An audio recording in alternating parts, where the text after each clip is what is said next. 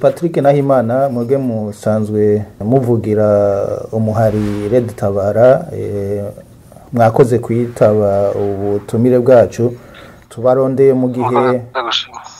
tubarondeye mu gihe havugwa ko umutekano toba umeze neza hafi y'ibirindiro byanyu muri Repubulika ya Demokarasi ya Kongo. Twari twaronse amakuru ko hoba hari abasirikare b'u Burundi boba bariko baregera ibirindiro byanyu. Ayo makuru yifashe gute? Ayo makuru hari ico muyaziko?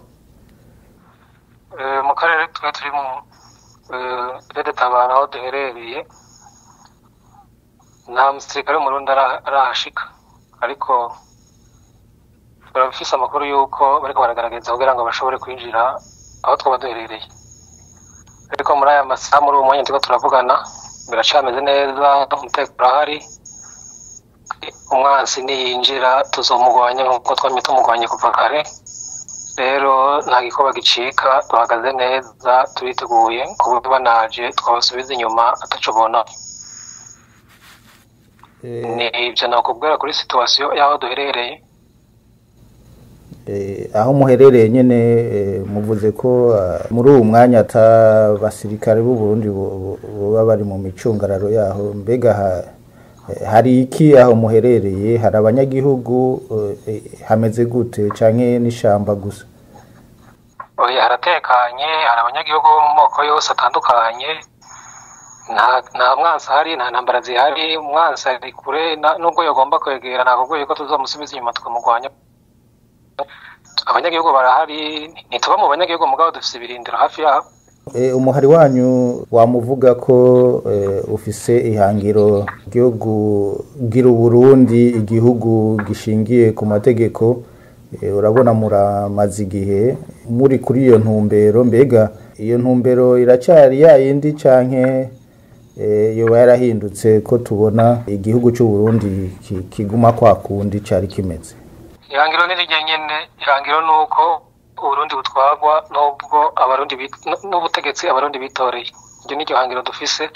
Dufise ihangiro rero ryuko dusenya ubutegetsi bwa CNDD-FDD bwafukamye Uburundi mu nda, hama abarundi bakitorera indongozi zibukwiye, indongozi abanyagihugu bishimiye bagatora, atari ya matora tubona mu Burundi yama ari karaba y'igitutu.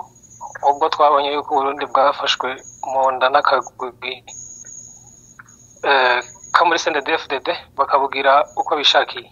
Ubwo rero tugomba kubamenyesha yuko ihangiro nirije nyene, kandi ubushobozi dufise n'ishaka n'ubutwari turabandanya urugamba mpaka dushitse ku byo twahagurukiye kurwana. Iryo hangiro none mubona muzorishika koko? Tubona umengo ububasha bwanyu n'inguvu mufise vyoba ari bike, vyoba bidakwiye. Ububasha nabikubwiye n'ishaka hari ishaka harashika. Byo twara imisi isumbi yo twaba twateguye, ariko ubundi tugomba kuzorutsinda urwo rugamba. Bizorangira ko turutsinze ntituzohagarika. Uno munsi